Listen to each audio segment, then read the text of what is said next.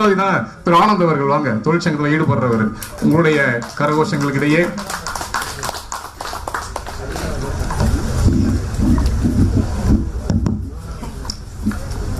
அனைவருக்கும் வணக்கம். பாதுகாப்பு விழிப்புணர்வு வாரத்தில் பட்டிமன்றத்திற்கு ஏற்பாடு செய்து கொடுத்து அவர்களுக்கும் சேஃப்டி ஆபீசர் அவர்களுக்கும் நன்றி கூறி எனது வாதத்தை துவக்குகிறேன். எனக்கு வாய்ப்பளித்த துறைமுக தமிழ்ச்சங்க தலைவர் அவர்களுக்கும் வணக்கம். நான் முதலில் நன்றி கூறவிருப்பது சென்னை துறைமுகத்தின் சாலமன் பாப்பையா அவர்களுக்கு நன்றி. அடுத்து, அவசரம் சாத்தானின் பண்பு என்று கூறிவிட்டு சென்றுள்ளார் சக்திவேல் அவர்கள். இங்கு 3 அவசர உட்கார்ந்து கொண்டிருக்கிறார்கள். அவர்களுக்கு வணக்கத்தை தெரிவித்துக் கொள்கிறேன். அப்படின்னா என்ன பேருன்னு கேக்குறீங்களா? ஓப்பனா நாங்க சொல்ல முடியாது. இங்கு குழுமையுள்ள சென்னை துறைமுக எம்ப்ளாயிஸ் அனைவருக்கும் வணக்கத்தை கூறிக்கொள்கிறேன். டிஎம் இப்ப பேசும்போது சொல்லிட்டு போயிட்டாரு, 2 விபத்து நடந்து போன வருஷம், அதுக்கு முன்னாடி எல்லாம் நடக்காம பார்த்துக்கிட்டோம். அந்த 2 விபத்துக்கும் காரணம் கவனச்சிதறலே அப்படின்னு அவரே சொல்லிட்டு போயிட்டாரு. இதற்கு மேலே உங்களுக்கு ஒரு சான்று தேவையா? கவனச்சிதறல் என்பது என்ன? அலட்சியம் தானே. சீஃப் கெஸ்ட் சொல்லியிருக்காரு, இப்பதானே கொஞ்ச நேரத்துக்கு முன்னாடி சொன்னாரு. இதையும் நான் இப்போ குறிப்பிட விரும்புகிறேன். அடுத்ததாக, இப்போ சக்திவேல் சார் சொன்னாரு, அவரே ஒத்துக்கிட்டு போயிட்டாரு. இங்க முயல் எதனால தூங்கிச்சு? ஆணவம் கர்வம் அப்படின்னாரு. ஆணவம் கர்வத்துக்கு மறுபெயர் என்ன? அலட்சியம் தானே. அவரே இங்க அணிக்க சார்பா சொல்லிட்டு போயிட்டாரு. அது தவிர சிவகாசி விபத்து எல்லாம் சொல்லிட்டு போயிருக்காரு. சிவகாசி விபத்து காரணம் என்ன? அலட்சியம் தானே. அங்க அவசரமே கிடையாது, கவனக்குறைவு தானே, எந்தவித சேஃப்டி மெஷர்ஸும் எடுக்காதது தானே. இதனால தானே அங்கெல்லாம் விபத்து நடந்தது. சரி, இப்போ நான் என் தரப்பு வாதத்தை வைக்க ஆசைப்படுகிறேன். எங்களோட மெயின் பாயிண்ட், எங்க அணிக்கு விபத்துக்கு காரணம் அலட்சியம் தான். ஏன்னா அலட்சியம் தான் ஆணிவேர். ஒரு விபத்து அப்படிங்கிற ஒரு ஆலமரம் அப்படின்னாக்கா அலட்சியம் தான் ஆணிவேர். எல்லா விபத்துக்கும் அலட்சியம் தான் காரணமா இருக்கு அப்படிங்கிறத சில சுவையான சம்பவங்களோட நான் உங்களுக்கு சொல்லணும்னு ஆசைப்படுறேன். என்னோட வாழ்க்கையில் நடந்தது எல்லாமே, என்ன கூட இருந்தவங்களோட சம்பந்தப்பட்ட நிகழ்ச்சிகள் எல்லாமே. முதலா ஒரு விஷயம் நான் சொல்றேன். இப்போ என்னோட பொண்ணுக்கு 16 வயசாச்சு. அவன் ஒரு 8-9 மாசம் குழந்தையா இருக்கும் பொழுது அப்பதான் நடக்க பழகல, நடக்கணும்னு ஆசை. சரி, அவன் சீக்கிரம் நடக்கணும்னு சொல்லிட்டு ஒரு வாக்கர் வாங்கி கொடுத்தோம். வாக்கர் உங்களுக்கு தெரியும், ரவுண்டா இருக்கும், கீழே சக்கரம் இருக்கும். அதுக்கு 2 காலை விட்டுட்டு அப்படியே குழந்தைங்க அப்படியே சருன்னு அப்படியே தேய்ச்சிக்கிட்டு போகும், ஃபாஸ்டா போகும். ஒரு நாள் 8, 8:30, 9 மணி இருக்கும். என் ஒய்ஃப் நல்லா டிஃபன் பண்ண, பொங்கல் பண்ணிட்டு குக்கர் விசில்லாம் வந்த உடனே அதை ஆஃப் பண்ணிட்டு குக்கரை திறந்து கீழே வச்சுட்டா கிச்சன்ல. என் குழந்தை பார்த்தா அவ்வளவு தூரத்துல கிச்சன்ல அம்மா வச்ச உடனே அவளுக்கு ஒரு ஆசை, ஆர்வம், அது என்னன்னு பார்த்தோம்னு சொல்லிட்டு ஹால்ல இருந்து சர்ன்னு தேய்ச்சிட்டு போனா. அந்த இதுல நேரா போயிட்டு அந்த குக்கர்ல இடிச்சுட்டா. இடிச்ச உடனே அந்த குழந்தை இடிச்ச வேகத்துல அப்படியே தலை குப்புற விழுந்துடா குக்கர் உள்ள.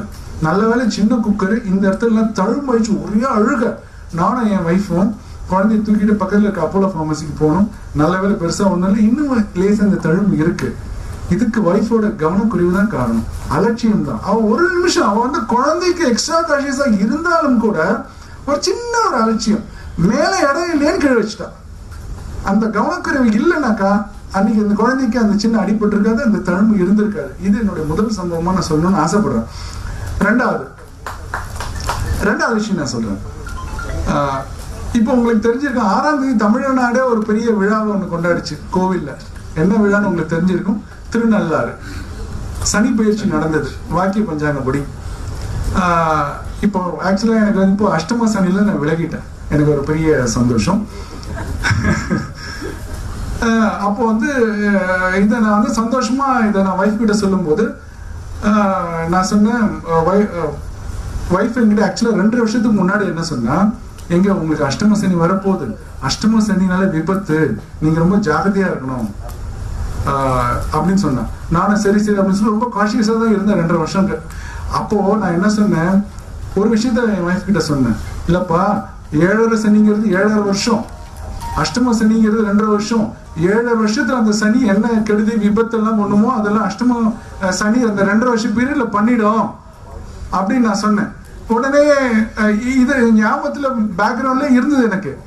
அப்போ வந்து இந்த சம்பவத்தை பத்தி பேசும்போது நான் என்ன சொன்னேன், பாருப்பா அந்த ஏழரை சனி வந்து அந்த அந்த என்னோட 20 வருஷத்துக்கு முன்னாடி எனக்கு ஏழரை சனி வந்தது. அப்போ வந்து விபத்து நடக்கும்போது எல்லாம் பயமுறுத்தினே இருந்தாங்க, பாரு அந்த ஏழரை சனி முடிக்கும் போது எனக்கு கல்யாணம் ஆச்சு அப்படின்னு நான் சொன்ன உடனே அவளை ஒரு ப்ரொவோக் பண்ணிட்டோம், என்ன நடக்க போதோ அப்படின்னு ஒரு பதப்பதப்புல இருந்தேன். எனக்கு கொஞ்சம் சிரிப்பு வேற வந்துருச்சு, அவளை நம்ம இது பண்ணிட்டுமே கார்னர் பண்ணிட்டுமேன்னு. அவன் எனக்கு மேல சிரிக்க ஆரம்பிச்சிட்டா. சிரிச்சுட்டு அவன் என்ன சொன்னான், பாருங்க ஏழரை சனி விடும்போது நல்லது பண்ணிட்டு விடும் அப்படிம்பாங்க, அது மாதிரி உங்களுக்கு ஏழரை சனி முடியும் போது உங்களுக்கு கல்யாணம் ஆயிருக்கு பார்த்தீங்களா, இது உங்களுக்கு நல்லது தானே நடந்திருக்கு அப்படின்னு சொல்லிட்டு என்ன மறக்க ஆரம்பிச்சிட்டான். இப்ப பாருங்க அஷ்டம சனி முடிச்ச உடனே எனக்கும் முன்னாடி இருந்து பேசுற அதிர்ஷ்டத்தையும் கொடுத்துருக்கு. சோ எந்தவித கவனக்குறைவு இல்லாம அலட்சியம் இல்லாம இருந்தது அப்படின்னாக்கா நமக்கு வந்து எந்தவித விபத்து நடக்க வாய்ப்பே கிடையாது. இது நான் உங்களுக்கு வந்து இன்னொரு சம்பவத்தின் மூலமா நான் சொல்றேன்.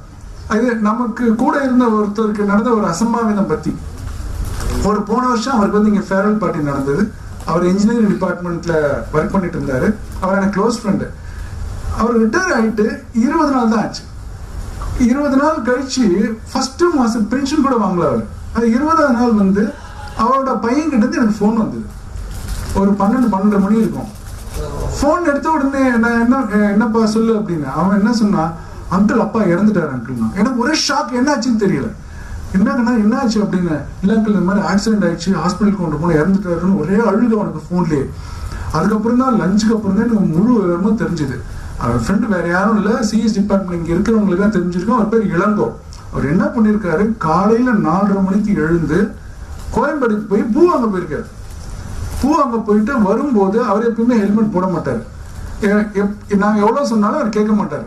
நாங்களாம் கிண்டி ஸ்டேஷன்ல இறங்கி மேல வந்து ஸ்டெப்ஸ்ல ஏறி தான் பிளாட்ஃபார்ம் விட்டு வெளியில வருவோம். அவர் என்ன பண்ணாரு, இதுல ட்ராக்கை கிராஸ் பண்ணுவார். சொன்னாலும் கேட்க மாட்டாரு, எனக்கு அந்த கவுண்டர்ல இருக்கிறவங்க சொந்தக்காரங்க அப்படின்பாரு. அவர் வந்து ஹெல்மெட் இல்லாம கோயம்பேடுக்கு போயிட்டு பூலாம் வாங்கிட்டு ஹெல்மெட் எல்லாம் வந்து ராங் ரூட்ல வந்திருக்காரு. உங்களுக்கு தெரியும் அசோக் நகர் எவ்வளவு பெரிய ரோடு அப்படின்னு. ராங் ரூட்ல ஹெல்மெட் இல்லாம வந்தோடனே பஸ்காரன் இடிச்சுதான் அந்த ஸ்பாட் அவர் கீழே விழுந்தாரு. பூலாம் செதறிச்சு, தலை பின்னாடி சாஞ்சி அடிபட்டுருச்சு அவருக்கு. அவர் அப்போ எழுந்து பெருமாள் போக வேண்டிய பூவெல்லாம் செதறி இருக்குன்னு எடுத்து அடுக்கி இருக்காரு. அவரால் முடியல. சுய நினைவு எழுந்து மறுபடியும் அப்படியே பின்பக்கமா விழுந்து மறுபடியும் தலையில காயம் போட்டு இறந்துட்டு இருக்காரு. இதுக்கு அலட்சியம் தான் காரணம். ராங் ரூட்ல ஹெல்மெட் போடாம போகலாமா? அவருக்கு 60 வயசு ஆயிருக்கு, அவருக்கு தெரிஞ்சிருக்கணும் இல்லையா? இது அலட்சியம் தானே காரணம். இதுல அவசரமே கிடையாது. காலையில ரிட்டையர் ஆன ஒருத்தருக்கு 4 to 6 என்ன அவசரம் இருக்க முடியும்? வாய்ப்பே கிடையாது. இதெல்லாம் இந்த மாதிரியான விஷயங்கள் தான் நாங்க எங்களுடைய வாதமா நாங்க வைக்கிறோம் எங்களுடைய அணியில இருந்து. இன்னும் நீங்க சினிமாலாம் பாத்தீங்கன்னாக்கா காமெடி நிறைய வரும். ஒரு படத்துல கூட விவேக் என்ன பண்ணுவாரு, இன்டர்வியூக்கு போவாரு. நிறைய நாள் இன்டர்வியூ போய் அட்டன் பண்ண முடியாத சூழ்நிலை. ஒரு நாள் இன்டர்வியூக்கு போயிட்டே இருப்பாரு, இன்னைக்கு இன்டர்வியூ கண்டிப்பா நான் அட்டன் பண்ணுவேன் அப்படின்னு சொல்லிட்டு போற வழியில பாத்தீங்கன்னாக்கா ஒண்ணுல ஒருத்தர் டைம் என்னன்னு கேட்பாரு. இவர் டயத்தை பார்த்து வாட்சை பார்ப்பாரு. அடுத்த செகண்ட் பார்த்தா முன்னாடி திறந்து வச்சிருக்க ஒரு மேனல் அது உள்ள விழுந்துருவாரு. இன்டர்வியூக்கு அவரால் போக முடியாது. அது மாதிரி இன்னொரு நாள் என்ன பண்ணுவாரு, ஒரு ஆட்டோல ஏறிட்டு எல்லாம் ஸ்கிரீன்லாம் போட்டு விட்டுருவாரு, என்ன யாரும் டிஸ்டர்ப் பண்ணக்கூடாது. அப்படியே அந்த ஆட்டோ டிரைவர் ஆட்டோ நிறுத்தி ஓரமா ஒதுங்குவாரு, ஆட்டோ தூக்கின்னு போயிடும். இதுக்கு எல்லாமே அலட்சியம் தான் காரணம். இதெல்லாம் நீங்க சினிமாவிலேயே எவ்வளவோ பார்த்தாச்சு. ஆனாலும் எல்லாருக்கும் ஏன் இந்த மாதிரியான சந்தேகங்கள் வருது அப்படிங்கிறது எனக்கு ஆச்சரியமா இருக்கு. இன்னொரு விஷயமும் நான் சொல்றேனே, என்னோட ஏரியாவில் நடந்த விஷயம் மௌலியாக்கம்ல நீங்க பார்த்திருப்பீங்க. நான் டெய்லி வந்து மௌலியாக்கம்னு உங்களுக்கு என்ன ஞாபகம்னு எனக்கு தெரியும். நான் 2 டவர் என் கண்ணு முன்னாடி எழும்பிக்கிட்டு இருந்தது. அந்த டவர்ல நான் கூட வாங்கலாம் ஃபிளாட்னு பார்த்தேன், எனக்கு கிடைக்கல, வேலை அதிகம்னு விட்டுட்டேன். ஒரு நாள் காலையில பார்த்தாக்க ஒரு டவர் காணாம போச்சு. எங்கடா அது, வடிவேல் கிணத்து காணும் சொல்ற மாதிரி பில்டிங் காணாம போச்சு. ஓவர் நைட்ல எனக்கு ஒரே ஆச்சரியம். அப்புறம் டிவி போடும்போது தான் தெரிஞ்சுது, அது ஏரி ஓரமா கட்டிருக்கேன். அது ஏரியோட நிலம். அது பாரம் தாங்காம அந்த பில்டிங்கே இடிஞ்சு விழுந்துருச்சு. இப்ப இன்னொரு பில்டிங்கும் இடிச்சுட்டாங்க. அது வந்து பலம் இல்லை அப்படின்னு சொல்லிட்டு. அதுக்கு கட்டினவனுக்கு என்ன அலட்சியம் பாருங்க. அதே மாதிரி அதுக்கு பர்மிஷன் கொடுத்தவங்களுக்கு என்ன அலட்சியம் பாருங்க. யாருக்கும் எந்த இடத்துலையும் நம்ம ரொம்ப அலட்சியமா இருக்கிறதுனால இந்த மாதிரி விபத்துகள் நடக்குது அப்படிங்கிறது எங்களுடைய வாதம். அதே மாதிரி ஒரு இதிகாசம் புராணத்துல கூட எவ்வளவு எக்ஸாம்பிள் இருக்கு. உதாரணத்துக்கு ஒரு கர்ணனோட தேரை ஓட்டிட்டு போறான் சல்லியனை. கர்ணனோட தேர் வந்து அலட்சியம், வேணும்ட்டு அவனை வந்து பழி தீக்கணும் அப்படின்னு ஏனோ தானு ஓட்டிட்டு போறான். கார் தேர் சக்கரம் வந்து மண்ணில் புதஞ்சிருச்சு. புதஞ்ச உடனே ஒன்றும் பண்ண முடியல கர்ணன். அதனாலே கர்ணன் வந்து கொல்லப்பட்டான். இது வந்து தெள்ள தெளிவா நமக்கு வந்து மகாபாரதத்துல இருக்கு. அது தவிர இப்ப சேஃப்டி ஆஃபீஸர் இருக்காரு, அவர் கொஞ்சம் கூட அலட்சியம் காட்டவே முடியாது. ஃபார் எக்ஸாம்பிள் ஆயில் டாக்ஸ்க்கு வந்து எல்லா வண்டிகளும் போகுது, ஸ்பார்க் அரெஸ்ட்னா அவர் அலோவ் பண்ணவே கூடாது. அதுக்கான சேஃப்டி சர்டிபிகேட் இருக்கா, ஆர்சி இருக்கா, ஃபிட்னஸ் இருக்கான்னு பார்த்துட்டு தான் கொடுக்குறாரு. ஒரு சின்ன வண்டி நம்ம வந்து அலட்சியமா இருந்தா கூட நாளைக்கு பிரச்சனைன்னு வந்தது அப்படின்னாக்கா நமக்கு கவனக்குறைவு தான் காரணம்னு சொல்லிட்டு நமக்கு பெரிய பிரச்சனைகள் வர வாய்ப்பு இருக்குங்கிறது நம்ம சேஃப்டி ஆஃபீஸருக்கு நல்லா தெரியும். இந்த கண்காணிப்பு இந்த சேஃப்டி அவேர்னஸ் வீக் கொண்டாடுறதுக்கு காரணமே அலட்சியம் இல்லாம கவனக்குறைவு இல்லாம நடத்தணும் அப்படிங்கறத ஒரு விழிப்புணர்வை எல்லாருக்கும் ஏற்படுத்துறதுக்காக தான் இதெல்லாம் நம்ம நடத்திக்கிட்டே இருக்கோம். அது இல்லாம எங்க தமிழ்ச்சங்க நிகழ்ச்சிகள் நடந்த ஒரு 2-3 சம்பவங்களையும் நான் சொல்ல ஆசைப்படுறேன். உதாரணத்துக்கு ஒரு நாள் ஒரு தமிழ்ச்சங்க நிகழ்ச்சி ஏற்பாடு பண்ணிட்டோம் மொழித்தேர்வு விருது கொடுக்கறதுக்காக. ஆனா எனக்கு புயல் வந்து இல்லை, ஸ்கூலுக்கு லீவ் விட்டாச்சு. அப்போ வந்து நாங்க சொன்ன சரி சார் ஸ்கூல் லீவு தானே, நம்ம எல்லாம் நிகழ்ச்சி ஏற்பாடு பண்ணிட்டோம், நம்ம பண்ணலாம் நிகழ்ச்சி அப்படின்னு சொல்லிட்டு தமிழ்ச்சங்க தலைவர் கரெக்டா சொன்னார், கிடையாது, ஸ்கூல் என்னைக்கு லீவ் விட்டாச்சோ அன்னைக்கு நம்ம ஸ்டூடெண்ட்ஸை கூட்டிட்டு வந்த ஒரு 100 ஸ்டூடெண்ட்ஸை கூட்டிட்டு வந்து நிகழ்ச்சி நடத்தக்கூடாது. நாளைக்கு ஏதாவது ஒன்று ஆச்சுன்னா நம்ம தான் பொறுப்பாளி ஆயிடும், நம்மளால பதில் சொல்ல முடியாது. இது வந்து ஸ்டேட் கவர்மெண்ட் அபிஷியல் அலர்ட் பண்ணக்கூடாது அப்படின்னாரு. அந்த அளவுக்கு கவனக்குறைவு இல்லாம ரொம்ப நுணுக்கமா துல்லியமா முடிவு பண்ணாரு. இது தமிழ்ச்சங்கத்துல 2வது ஒரு இதையும் நான் சொல்றேன். 5 வேன்ல நாங்க கூட்டிட்டு வரோம் ஸ்கூல் பசங்களை இன்னொரு தமிழ்ச்சங்க நிகழ்ச்சிக்கு. போலீஸ்காரன் பிடிச்சிட்டு ஏதோ 1000 கேள்வி கேட்கறான், லேட் ஆச்சு 1 hour வர்றதுக்கு. அவன் என்ன சொன்னான், சார் நாங்க போலீஸ்க்கு 1000 ரூபாய் கொடுத்தா 500 ரூபாய் கொடுத்தா நீ எக்ஸ்ட்ரா கொடுன்னு கேட்கறான். அது நாங்க நெகோசியேட் பண்றோம். தமிழ்ச்சங்க தலைவர் என்ன தெரியுமா சொன்னாரு, ஏங்க எங்களுக்கு இதெல்லாம் பிரச்சனை இல்லைங்க, நாளைக்கு வேலைக்கு ஏதோ ஒண்ணு ஆயிட்டு வேற விதமா போயிருந்தது அப்படின்னா யாருங்க பதில் சொல்லுது பெற்றோர்களுக்கு, நீங்க ஏன் அப்படிலாம் பண்றீங்க அப்படின்னு தான் அந்த வேன் டிரைவர்ஸ்க்கு அந்த தீவிரமே புரிஞ்சுது. நம்ம வந்து சில்லித்தனமா பணத்துக்காக பேரம் பேசணுமே, இந்த போலீஸ்காரன் விஷயம் பெருசா இருந்ததுனாக்கா இந்த பெற்றோர்களுக்கு யார் பதில் சொல்றது அப்படிங்கிற ஒரு விஷயம் அப்பதான் எனக்கு உரைச்சுது. இது எவ்வளவு அலட்சியப்படுத்துறாங்க பாருங்க முக்கியமான விஷயங்களை. 3வது இன்னொரு விஷயமா சொல்றேன். போன வருஷம் இங்க ஒரு விழா நடந்த மொழித்திறன் விருது, ஒரு 500 பசங்க இருந்தாங்க. ஏசி ஃபுல்லா குளிரா இருந்ததுனால எங்களால் அந்த ஒரு மைன்யூட்டான விஷயத்த பார்க்க முடியல. ஒரு 4-5 பசங்களுக்கு வந்து சில்லிட்டு போச்சு, அவங்களால பேச முடியல, நடுங்குது விழா முடிஞ்ச உடனே. அதுக்கப்புறம் அவங்களை நல்லா தேய்ச்சி விட்டு அவங்களால பேச கூட முடியல. ஒரு 1/2 hour ஆச்சு அவங்களால ரிகவர் பண்றதுக்கு. அவங்களுக்கு உடனே முதலுதவி கொடுத்து உடனே தேவையான மெடிக்கல் ஃபெசிலிட்டிஸ்ல வந்து செக் பண்ணிட்டு எல்லாம் சரியானதுக்கு அப்புறம் தான் அவங்கள நாங்க வந்து பாதுகாப்பா வீட்டுக்கு அனுப்பிச்சு வச்சோம். ஒவ்வொரு விஷயத்தையும் அலட்சியம் இல்லாம மைன்யூட்டா பார்க்க வேண்டியதா இருக்கு. ஒரு சீரியஸான விஷயத்தை நான் கடைசியா நான் சொல்லிக்கிறேன். உதாரணத்துக்கு மௌலிவாக்கம் ஹாசினி கொலை வழக்கு ஒண்ணு உங்களுக்கு உடனே உங்களுக்கு ஞாபகம் வரும். அது எங்க அபார்ட்மெண்ட்ல நடந்தது. அன்னைக்கு வீட்டுல 8 வீட்டுல வந்து 6 வீட்டுல எல்லாருமே வெளியில போயிட்டோம். அந்த ஒரு பெண் குழந்தை என்ன பண்ணிச்சு, அவங்க அம்மா போயிட்டா, அம்மா நான் மேல விளையாட போறேன் அந்த வீட்டுக்கு அப்படின்னு சொல்லிட்டு போயிட்டா. இவங்க அம்மா அப்பாவும் சரி நீ விளையாடுன்னு சொல்லிட்டு சூப்பர் மார்க்கெட்டுக்கு போயிட்டாங்க. அந்த பொண்ணு மேல போனாங்க, அங்க 2 பசங்க படிச்சுக்கிட்டு இருக்காங்க. இல்ல நாங்க விளையாட வரல அப்படின்னு சொல்லிட்டாங்க. மிச்சம் 6 பேர் வீடும் பூட்டி இருக்கு. அன்னைக்குன்னு பார்த்து ஒரு வீட்டுல மட்டும் அந்த ஒரு தவறான நடவடிக்கை உள்ள ஒரு பையன் இருந்திருக்கான். அந்த பையன் என்ன பண்ணிட்டான், அந்த பொண்ணை தவறான முறையில பயன்படுத்தவன அந்த பொண்ணு இறந்து போச்சு. அந்த பொண்ணை கொண்டு போயிட்டு டிஸ்போஸ் பண்ணிட்டான். அதுக்கப்புறம் அவனை கண்டுபிடிச்சு போலீஸ் ட்ராக் பண்ணி கண்டுபிடிச்சிட்டாங்க. இதுக்கு பெற்றோரோட அலட்சியம் தான் காரணம். ஒரு பெண் குழந்தைக்கு ஒரு சின்ன அலட்சியம் கூட நம்ம காட்ட முடியாது. அந்த பெற்றோர் மட்டும் அவங்க போன இடத்த கரெக்டா பார்த்துருந்தாங்கன்னா அந்த பொண்ணு கரெக்டா விளையாடுறாளா அப்படின்னு என்ஷூர் பண்ணிக்கிட்டு அந்த இடத்த விட்டு போயிருந்தாங்க அப்படின்னாக்கா அந்த பொண்ணுக்கு அந்த விபரீதம் நடந்திருக்காது. கவனக்குறைவு, அலட்சியம், ஒரு துளி கூட நம்ம அலட்சியம் காட்ட முடியாது அப்படி வாதத்தை நான் முன்வைக்கிறேன். கடைசியா இதை சொல்லிட்டு நான் கிளம்புறேன். எங்க ஏரியால இப்போ வந்து மெட்ரோ ட்ரெயின் வரப்போது. Vadapalani to Porur to Poonamallee driverless metro train தான் வருது. அது ஏன்னு பாருங்க. ஒரு புள்ளி வர என்ன சொல்லுது, மனித கவனக்குறைவின் காரணமா தான் நிறைய ஆக்சிடென்ட்ஸ் நடக்குது. லெவல் கிராசிங்ல ஒழுங்கா பண்றது இல்ல, லெவல் கிராசிங்ல ஆள் இருக்கிறது இல்ல, டிரைவரோட தவறுகள் தான் நடக்குது அப்படிங்கிறது ஒரு புள்ளி வரும் சொல்லுது.